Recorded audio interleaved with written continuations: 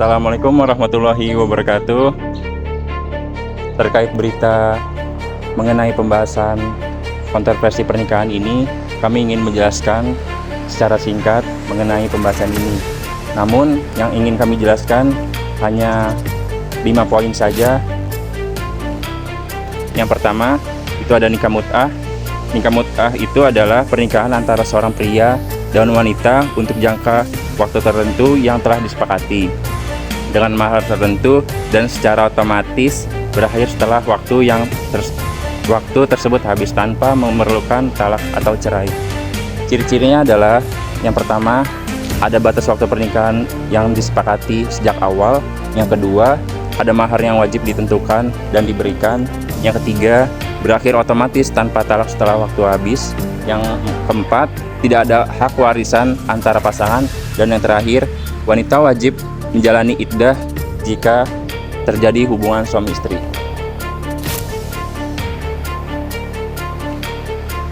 Kontroversi yang kedua, nikah siri. Nikah siri antara sah secara agama, tapi belum diakui oleh negara. Apa sebenarnya yang membuat pernikahan ini kontroversial? Nikah siri atau dikenal juga sebagai nikah urfi adalah pernikahan yang sah menurut sebagian pandangan fikih Islam karena telah terpenuhi syarat utama, seperti adanya wali, ijab kabul, dan 2 orang saksi. Namun, nikah siri belum tercatat secara resmi di kantor urusan agama. Akibatnya, pernikahan ini tidak memiliki kekuatan hukum negara. Di Indonesia, nikah siri masih menjadi kontroversi karena bertabrakan antara pandangan agama dan aturan negara. Sebagian menyebutnya sah, sebagian lain menyebutnya tidak aman secara sosial dan hukum. Kontroversi pernikahan yang ketiga yaitu poligami. Poligami dalam Islam adalah praktik seorang laki-laki menikahi lebih dari 1 perempuan dengan syarat-syarat tertentu yang telah diatur dalam Islam. Poligami dibolehkan dalam Islam berdasarkan Al-Quran, surat An-Nisa ayat 3 yang berbunyi, "Dan jika kamu takut tidak akan dapat berlaku adil terhadap hak yang perempuan yatim yang hendak kamu nikahi, maka nikahilah wanita-wanita lain yang kamu senangi, 2, 3, atau 4. Tetapi, jika kamu takut tidak akan dapat berlaku adil, maka nikahilah seorang saja." Ayat ini menjadi dasar hukum bolehnya poligami, bukan perintah, tapi sebuah rukhsah atau keringanan jika memang dibutuhkan. Tujuan poligami dalam Islam adalah untuk menjaga kehormatan wanita sebagai solusi sosial seperti memperbanyak keturunan, membantu janda dan anak yatim, dan untuk menghindari perzinahan. Syarat utama poligami adalah bisa berlaku adil.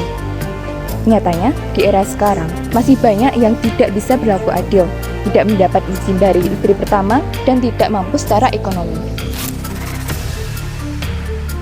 Yang keempat, ada pernikahan dini. Pernikahan dini sendiri adalah pernikahan yang dilakukan oleh pasangan atau salah satu pasangan masih berusia anak-anak atau remaja di bawah usia 14 tahun.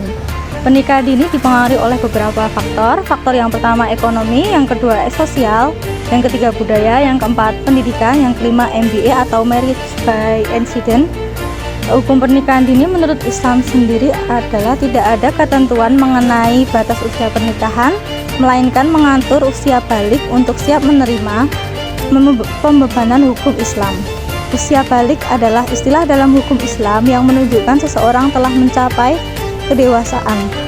Usia balik bagi anak laki-laki dan anak perempuan adalah 15 tahun. Berdasarkan pada syariat Islam, usia kelayakan pernikahan adalah ketika seseorang sudah mencapai usia kecakapan, berbuat dan menerima hak. Kontroversi yang terakhir adalah pernikahan beda agama. Pernikahan beda agama dalam Islam adalah masalah yang sering diperdebatkan. Secara umum, ada aturan yang melarang wanita muslim menikah dengan pria yang bukan muslim.